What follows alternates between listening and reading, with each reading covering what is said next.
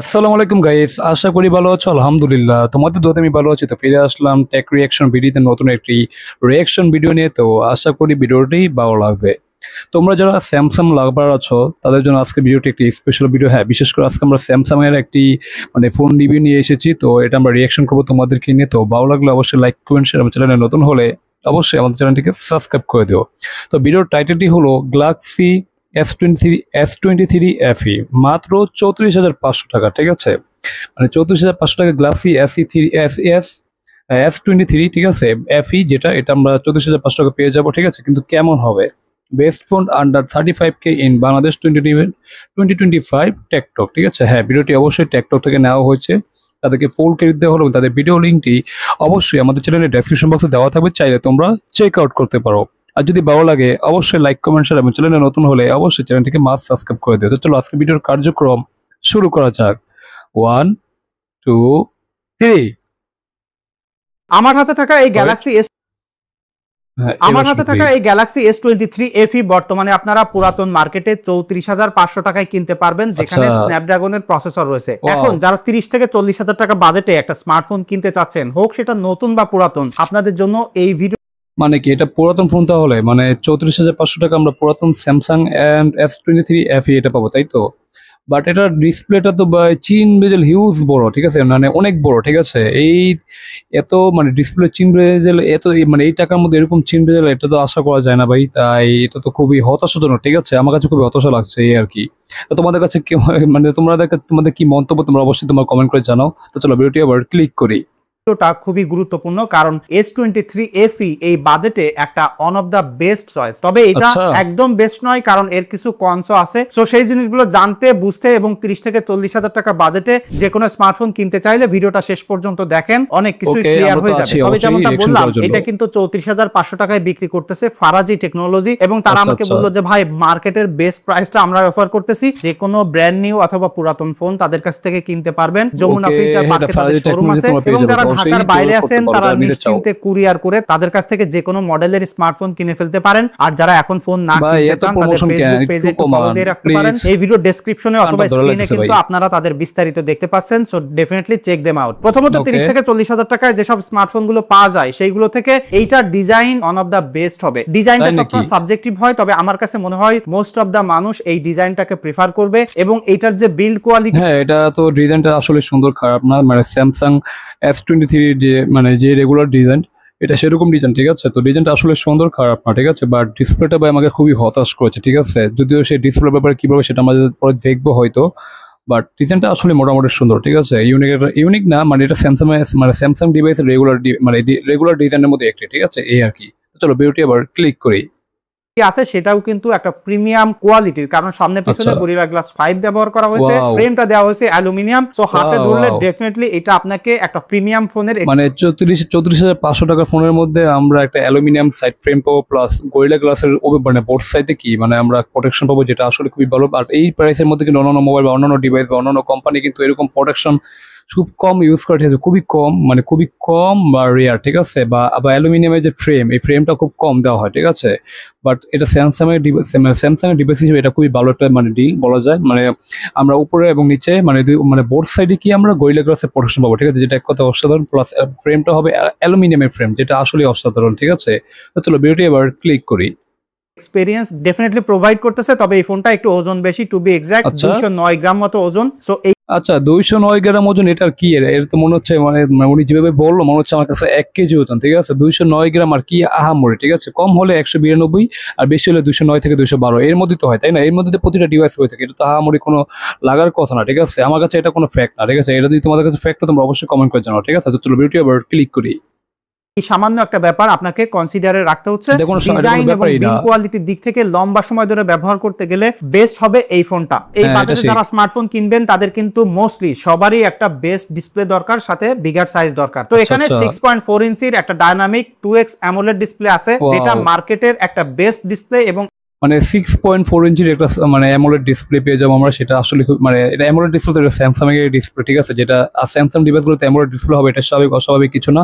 আর AMOLED display মানে মানে এই যে মানে কি বলে ভিজুয়াল বা কোয়ালিটি কিরকম সেটা তোমরা ভালো করে জানো, তো এটা আর বলার কোনো অপেক্ষা রাখে না। তো এটা খুবই ভালো, ঠিক আছে। তো 34,500 টাকা মোটামুটি সবকিছুই দেখা যাচ্ছে, ফ্রেম প্লাস তোমার কি বলে এখানে যে বিল কোয়ালিটি প্লাস ডিসপ্লে আসলেই ভালো, ঠিক আছে। তো এটা শার্প অ্যান্ড কোয়ালিটি ভালো হবে, এটা অস্বাভাবিক কিছু না, স্বাভাবিক একটা ব্যাপার, ঠিক আছে। তো চলো ভিডিওটি ক্লিক করি। এখানে 120 হার্টজের রিফ্রেশ রেট সাপোর্ট করে। মিডিয়া এনজয় করতে গেলে বা যে কোনো টাইপের ইউজেস এর ক্ষেত্রে এই ডিসপ্লেটা আপনার 100% ভালো লাগবে। তবে একটা জায়গায় আপনার হয়তো খারাপ লাগতে পারে, সেটা হলো এইটার যে চিন বেজেলটা সেটা কিন্তু খানিকটা বড়। তবে আমি যেটা সর্বপ্রথম আগে বললাম মানে চিন বেজেলের কথা বললাম, এখানে এই ডিসপ্লেটা 120 হার্জ রিফ্রেশ রেট পাবো আমরা, ঠিক আছে। হয়তো সব অ্যাপে পাবো না, কিছু কিছু অ্যাপে পাবো বা কিছু কিছু পাবো না, বাট এটা কোনো ম্যাটার করে না। বাট ডিসপ্লেটা এমন ডিসপ্লে, এটা আসলে ভালো। বাট সমস্যা একটাই যে ডিসপ্লের চিন বেজেল এটা আসলে অনেক মোটা, মানে আপার চিন, লোয়ার চিন, সাইড চিন, মানে কি বলবো, এটা আসলে মোটা, যেটা একটু চোখে লাগতেছে, ঠিক আছে। মানে এই বাজেটের ফোনের মধ্যে আমরা এরকম ডিসপ্লে পাবো, ভালো ডিসপ্লে, বাট এরকম চিন বেজেল মানে এত মোটা, এটা আসলে খুবই হতাশাজনক, ঠিক আছে। বাট এটা যদি আমি কনসিডার করতে পারি তাহলে মোটামুটি ফোনটা ঠিক আছে, ঠিক আছে, এই আর কি। তো চলো বিউটি আবার ক্লিক করি। একটা জিনিস আপনাকে খেয়াল রাখতে হবে, এটা কিন্তু স্যামসাং এর ফোন এবং এফি সিরিজের ফোন, সো ডেফিনেটলি স্যামসাং এইখানে তো একটু কস্ট কাটিং করবেই, সেই জন্য আপনাকে এই কম্প্রোমাইজটুকু করতে হচ্ছে। তবে ডিসপ্লেতে কিন্তু কোনো প্রকার কম্প্রোমাইজ নাই। এবং পারফরম্যান্সে যদি আসেন, এইখানে এই ফোনটা শাইন করে বিকজ এখানে স্ন্যাপড্রাগনের 8 Gen 1 প্রসেসর রয়েছে, তার সাথে 8 GB RAM রয়েছে, এবং এটার স্টোরেজ কিন্তু আপনারা 128 অথবা 256 জিবির ভেরিয়েন্ট পেয়ে যাবেন। এই যে 8 Gen 1 প্রসেসর সেটা কিন্তু বেশ পুরাতন। তবে একটা জিনিস খেয়াল করেন, এখন আমরা যেসব কাজকর্মগুলো করি মোস্ট অফ দ্য জায়গায় এই প্রসেসরটা লিটারেলি ওভার পাওয়ার মনে হবে। এবং আমি অনেকবারই বলছি, এখনকার most of the processor even আরো 3-4 বছর ধরে ব্যবহার করতে গেলেও ম্যাচিউর হয়েছে, যে কারণে এই ফোনটা যদি এখন ব্যবহার করতে চান তাহলে ডেফিনেটলি কোনো জায়গায় আপনাকে পিছনে ফালাবে না। তবে একটা বাট আমাকে তার কথা শুনে মনে হলো যে কিরকম যেন একটা কথা বল, মানে মানে প্রসেসর ম্যাচিউর হয়েছে, এটা কি ভাই মানুষ নাকি ভাই প্রাণী যে এটা ম্যাচিউর হয়েছে? আমরা মানে আমরা ফোন যত ইউজ করি না কেন, যেটা যত পুরাতন হবে মানে মানে ফোনটা যত পুরাতন হবে এই যে পারফরমেন্স এটা আস্তে আস্তে কি মানে কমতে থাকবে, ঠিক আছে। কারণ আমরা যতই বলি ম্যাচিউর হয় না কেন, এটা আসলে ম্যাচিউরের মতন ঠিক মতো কাজ করে না, ঠিক আছে। তো 8 Gen 1 এটা অনেক পুরানো প্রসেসর, ঠিক আছে, মোটামুটি একটা ব্যালেন্স বলা যায়, মানে রেগুলার ইউজের জন্য এটা ভালো, ঠিক আছে। বাট এটা অনেক পুরানো প্রসেসর, এটা আসলে ঠিক। বাট এটা যতই মানে কি বলে ম্যাচিউর, উনি বলে যে ম্যাচিউর হয়েছে, এটা আসলে আমি তার সাথে একমত নই। কারণ ফোন যত পুরান হবে এর পারফরমেন্স সেকশন মানে কি আস্তে আস্তে কি মানে মানে কমতে থাকবে, ঠিক আছে, এক কথায় কমতে থাকবে। এখানে পারফরমেন্স মানে পারফরমেন্সের যে ডেলিভারি এটা আসলে কমতে থাকবে, এটা যে বাড়বে এরকম কিছু না, ঠিক আছে।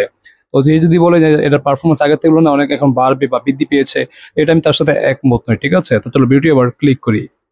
জিনিস আছে 30 থেকে 40 হাজার টাকা বাজেট সেগমেন্টে আপনি যদি বলেন যে বেস্ট গেমিং ফোন আমি কিনবো, তাহলে এটা আমি আপনাকে রেকমেন্ড করবো না। কারণ হলো এই ফোনটা অনেক গরম হয় এবং এটার যে এক্সিনস ভেরিয়েন্ট আছে সেটা কিন্তু আরো বেশি গরম হয়। বাট আপনি যদি গেমিং বাদে যে কোনো টাইপের ইউজার হয়ে থাকেন, সেই সাথে সাথে ক্যাজুয়ালি গেমিং করতে চান, তাহলে আমি আপনাকে নিশ্চিন্তে এই ফোনটা সাজেস্ট করতে পারি। তবে এই ফোনটার আরেকটা কি সেলিং পয়েন্ট হলো এটা সফটওয়্যার, বিকজ এখানে One UI 7 এখন রান করতেছে বেসড অন Android 15, এবং এখানে কিন্তু আরো দুইটা মেজর OS আপডেট পেয়ে যাবেন, অর্থাৎ Android 16 এবং মানে এখানে অ্যান্ড্রয়েডের আমরা আরো দুইটা মেজর আপডেট পাবো, ঠিক আছে। এখন আছে Android 15 রান করতেছে আর One UI 7 রান করতেছে, ঠিক আছে। বাট এখানে আমরা আরো মেজর দুইটা আপডেট এটা মানে সরি এই যে অ্যান্ড্রয়েড আরো দুইটা আপডেট মানে কি Android 16 এবং Android 17 এর আপডেটটা পেয়ে যাবে, যেটা আসলে অসাধারণ। তার মানে কি আরো 2 বছর না মানে আপডেট খুব সহজেই পেয়ে যাবে এই আর কি, যেটা আসলে খুবই ভালো। মানে মেজর আপডেট পাবো দুইটা এই আর কি, Android 16 and 17 এর। তো এটা আসলেই ভালো, ঠিক আছে। তো চলো ভিডিওটি ক্লিক করি।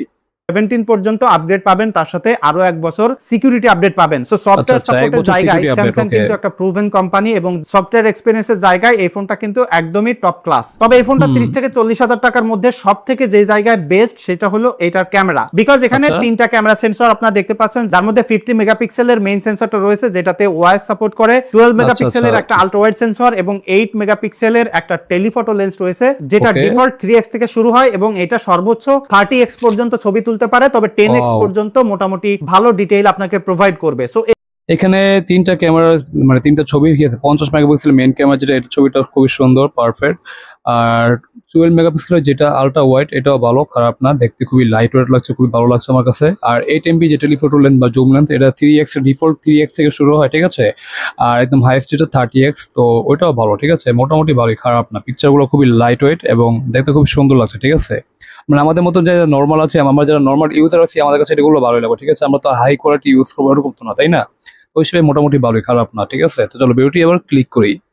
এই মুহূর্তে 30 থেকে 40,000 টাকা বাজেটের মধ্যে যদি বলেন যে বেস্ট ক্যামেরা ফোন কোনটা, তাহলে আমি বলবো প্রিওন এই S23 FE, বিকজ যে কোনো কন্ডিশনে লো লাইট বা কন্ট্রাস্টি লাইট, আপনি আলট্রা ওয়াইড থেকে শুরু করে টেলিফটো লেন্স পর্যন্ত এক্সিলেন্ট ফটোগ্রাফির এক্সপেরিয়েন্স পাবেন। বিশেষ করে স্যামসাং এর যে কালারফুল এবং ডিটেইল ক্যামেরা প্রসেসিং তাদের এস লাইন আপের জন্য সেই সেম ক্যামেরা প্রসেসিং এখানে পাবেন, অর্থাৎ স্যামসাং এর একটা ফ্ল্যাগশিপ গ্রেডের ফটো এক্সপেরিয়েন্স পাবেন। তবে এই যে টেলিফটো লেন্সটা রয়েছে 8 মেগাপিক্সেলের, এই সেন্সরটা আমি দেখছি শুধুমাত্র রাতের বেলায় একটু নয়েজ প্রডিউস করে এবং ফোকাস পেতে একটু লেট করে। অনেক সময় দেখা যায় যে ওই যে মেইন সেন্সরকেই ডিজিটালি 3x জুম করে ছবি তুলে ফেলে, বিকজ লো লাইটে এটা খুব ভালো পারফর্ম করতে পারে না। তবে রিয়েল লাইফ ইউজার হিসেবে যদি আমি বলি, তাহলে ওই যে লো লাইট সিনারিওর কথা বলতেছি, যে জায়গায় আসলে এই ফোনটা দুর্বলতা আছে সেই জায়গায় আপনার ছবি তোলার প্রয়োজন হবে না। সো আমি বলতে পারি যে বাজেট সেগমেন্টে this is the best camera phone. পোর্ট্রেটের ক্ষেত্রে মূলত এই ফোনটা আরো বেটার, কারণ এখানে যে ডেডিকেটেড টেলিফটো লেন্স রয়েছে সেটা দিয়ে আপনি 3x এ পোর্ট্রেট তুলতে পারবেন, আর মেইন সেন্সর দিয়ে 2x এ পোর্ট্রেট তুলতে পারবেন। সো এই যে পোর্ট্রেটের এক্সপেরিয়েন্স আপনি ডিসপ্লেতে দেখতে পাচ্ছেন, প্রপার লাইটে এত ভালো পোর্ট্রেট আপনাকে দিবে যেখানে আপনার মনে হবে না যে S23 FE এবং S লাইন আপে কোনো ডিফারেন্স আছে। এবং আমি বলবো যে মোস্ট অফ দা মানুষের কাছে রেডি টু আপলোডের মতো পিকচার ছবিগুলো আসলে সুন্দর, এগুলো পোর্ট্রেট ছবি, ঠিক আছে। পোর্ট্রেট ছবিটা আসলে এক কথায় অসাধারণ, লাইট ওয়েট থাকলে ছবিগুলো আরো অনেক সুন্দরভাবে তারা তোলে, মানে সুন্দরভাবে প্রোভাইড করে, ঠিক আছে, যেটা আসলে অসাধারণ। এই বাজেটের মধ্যে ক্যামেরা ফোন পাওয়া যায়, ক্যামেরা কেন্দ্রিক হিসেবে এটা ভালো, খুবই ভালো একটা ফোন। তো পোর্ট্রেট যারা লাভার আছে, পোর্ট্রেট ছবি তুলতে পছন্দ করে যারা, তাদের জন্য এই ফোনটি আসলে পারফেক্ট একটি ফোন। আর দেখো আসলে ছবিগুলো খুবই ক্রিস্টাল ক্লিয়ার, দেখতে কত অসাধারণ, ঠিক আছে, একদম আমার কাছে খুবই ভালো লাগছে এই আর কি। তো তোমাদের কাছে কেমন হলো তোমরা অবশ্যই কমেন্ট করো। তো চলো ভিডিও আবার ক্লিক করি।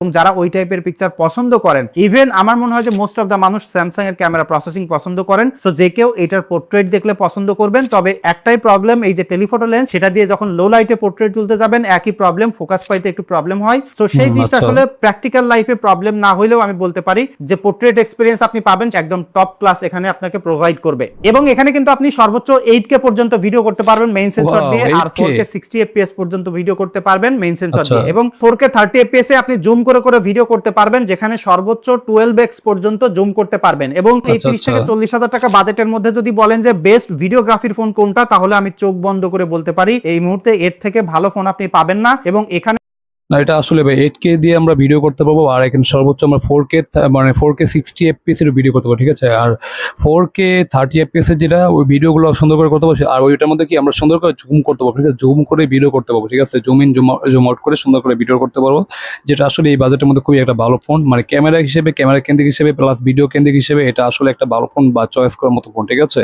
তো চলো ভিডিওটি আবার ক্লিক করে দেখি। হ্যালো ভাই, ওয়েট, ও সরি, এখানে সাউন্ডটা বন্ধ হয়ে গেছে, ওয়েট, হ্যাঁ।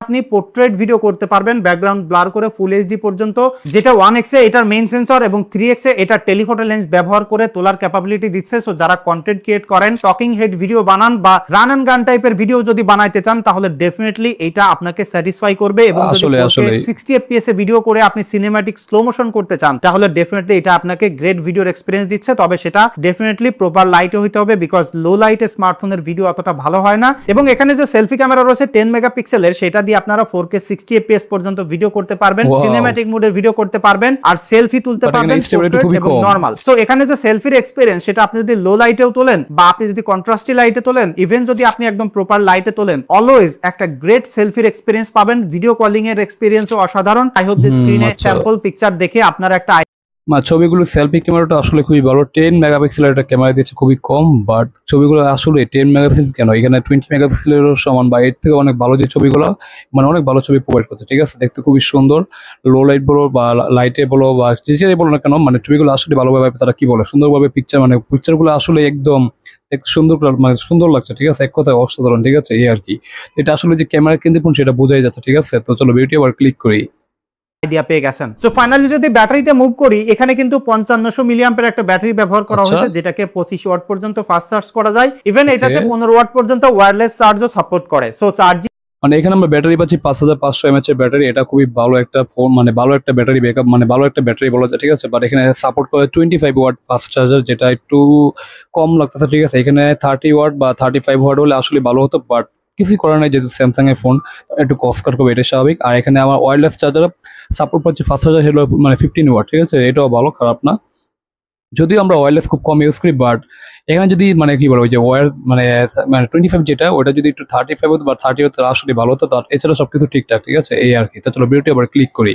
কোনো টেকনোলজিতে প্রবলেম নাই, তবে এখনকার সময়ে বা এই বাজেট সেগমেন্টে যেসব ফোন আছে সেগুলো থেকে ফাস্ট চার্জিং এর বেলায় আসলে এটা পিছিয়ে পড়তেছে। এবং ব্যাটারি ব্যাকআপটা যদি এক্স্যাক্টলি আমি বলি, এই ফোনটা আমি ব্যবহার করে মানে হেভি টেস্টিং করে 5 ঘন্টা 40 মিনিট পেয়েছি। সো হয়তোবা ব্যবহার করলে আপনি আরো একটু বেশি পাবেন, তবে 30 থেকে 40 হাজার টাকা বাজেট সেগমেন্টে যেসব ব্র্যান্ড নিউ ফোন পাওয়া যায় তাতে এর থেকে ভালো ব্যাটারি ব্যাকআপ পাওয়া সম্ভব, ইভেন এর থেকে বেটার ব্যাটারির ক্যাপাসিটি, চার্জিং ক্যাপাসিটি পাওয়া সম্ভব। সো ভিডিও শুরুতে আমি বলতেছিলাম যে এই ফোনটাতে কিছু জায়গায় একটু কমতি আছে। সো ফাইনালি যদি সেই জিনিসটা আমি আরো একটু ক্লিয়ার করে আপনাদেরকে বলে দিতে চাই, তাহলে 30 থেকে 40 হাজার টাকা বাজেট সেগমেন্টে যেসব স্মার্টফোন গুলো পাওয়া যায় তার মধ্যে হেভি গেমিং করার জন্য এই ফোনটা পিসি আছে, এবং এখানে ভালো হিট ম্যানেজমেন্ট না থাকার কারণে ফোনটা অনেক গরম হয়। আর একটা প্রবলেম হলো ব্যাটারি ব্যাকআপ। এটার ব্যাটারি ব্যাকআপ যা আছে সেটা খারাপ নাই, একজন নরমাল ইউজারের জন্য আমি মনে করি 5 থেকে 6 ঘন্টা screen on time more than enough. But যারা গেমিং করে বা অনেকে আছে কন্টেন্ট ক্রিয়েট করে, ভিডিও করে এবং সেই ভিডিও স্মার্টফোন থেকে এডিট করে, তো তাদের জন্য কিন্তু এইটার ব্যাটারি ব্যাকআপ অতটা স্যাটিসফাইং হবে না যেটা এই বাজেটে অন্যান্য স্মার্টফোনে পাওয়া যায়। বিশেষ করে 6000 মিলি অ্যাম্পিয়ারের ব্যাটারি, 6500 বা 5500 মিলি অ্যাম্পিয়ারের ব্যাটারি কিন্তু এইসব বাজেট সেগমেন্টে পাওয়া যায়। সো এই দুইটা জায়গায় আসলে ফোনটা পিছিয়ে আছে, বাকি সব জায়গায় এই ফোনটা বেস্ট অফ দ্য বেস্ট। এখন আপনাকে ডিসিশন নিতে হবে যে এই দুই জায়গায় স্যাক্রিফাইস করে আপনি অলরাউন্ডার একটা ফোন কিনতে চান কিনা। এবং আমার মনে হয় যে অনেকেই S23 FE ব্যবহার করেন। সো আপনাদের এক্সপিরিয়েন্স কেমন বা কোনো খারাপ দিক আছে কিনা সেটা অবশ্যই এখানে কমেন্ট করে জানাইতে পারেন, তাহলে অন্যরা যারা আসলে এই মুহূর্তে কিনতে চাচ্ছে তাদের ডিসিশন নিতে আরো সহজ হবে। আর এই মুহূর্তে কিনতে চাইলে ডেফিনেটলি ফারাজি টেকনোলজিতে কন্ট্যাক্ট করতে পারেন। দেখা হচ্ছে পরবর্তী ভিডিওতে। ধন্যবাদ সবাইকে। তো যাই হোক গাইস, ভিডিওটি এখানে শেষ হয়ে গেলো, ঠিক আছে। এটা ছিল গ্যালাক্সি S23 FE মানে ফোন, ঠিক আছে। তো এটা আমরা রিভিউটা দেখে নিলাম, প্লাস আমরা আমাদের কথাগুলো অনেক সময় মাঝখানে যে মন্তব্য করো বা রিয়াকশন করো সেটা আমরা করেছি, ঠিক আছে। তারপর আমরা লাস্ট একটা কথা বলি। হ্যাঁ, ফোনটা আসলে খুবই সুন্দর। এটা স্যামসাং ডিভাইস হিসেবে খুবই ভালো একটা ব্র্যান্ডের ফোন। তো যারা স্যামসাং লাভার আছে তাদের জন্য আসলে বেস্ট। কিন্তু এখানে কিছু কিছু কমতি আছে, যেটা ওই যে বললো গেমিং এর জন্য। আসলে হ্যাঁ, এটা আমরা গেমিং করতে চাইলে বা গেমিং ফোন হিসেবে যদি নিতে চাই তাহলে এটা আসলে নেওয়াটা সবচেয়ে বড় বোকামি, কারণ এটা গেমিং ফোন না। হ্যাঁ, তুমি যদি রেগুলার টুকিটাকি গেম খেলো আমার মতো, মানে বেশি এটা না, মানে হালকা পাতলা গেমিং করো, তাহলে এটা অবশ্যই করতে পারবে, এটা কোনো সমস্যা হবে না, ঠিক আছে। বাট তুমি যদি প্রফেশনাল গেমার হও বা একজন গেমার হিসেবে যদি ফোনটা নিতে চাও তাহলে তোমার জন্য এই ফোনটা রিকমেন্ডেবল না, মানে রিকমেন্ডেশন মানে কি, এটা নেওয়ার মতো ফোন না, ঠিক আছে। এই আর কি, এর থেকে ভালো গেমিং ফোন পাওয়া যাবে, ঠিক আছে। আর আরেকটা কথা হলো যে এখানে ব্যাটারিটা, হ্যাঁ ব্যাটারিটা খুবই ভালো, 5500 mAh এর ব্যাটারি, এটা ঠিক আছে। 5 থেকে স্ক্রিন মানে হেভি ইউজে 5 থেকে 6 ঘন্টা, আর তুমি নর্মাল ইউজ করলে হয়তো তুমি কি 8 থেকে 9 ঘন্টা বা আরো বেশি বিলে পেতে পারো, এটা কোনো সমস্যা নেই, এটা একদম ঠিক আছে। বাট ব্যাটারি যে চার্জার, যে ফাস্ট চার্জারটা দিয়েছে যেটা, বা ফাস্ট চার্জার যে সাপোর্ট করে, এটা আসলে খুবই কম। মানে এখানে 25 ওয়াট মানে সাপোর্ট করে, ঠিক আছে, যেটা একটু হতাশাজনক ব্যাপার। এখানে যদি 30 ওয়াট বা 45 ওয়াট বা 35 ওয়াটও হতো তাহলে আসলে ভালো হতো, মানে এখানে মোটামুটি একটা ভালো একটা হতো, ঠিক আছে। এইদিকে একটু পিছিয়ে আছে আর গেমিং একটু পিছিয়ে আছে, ঠিক আছে।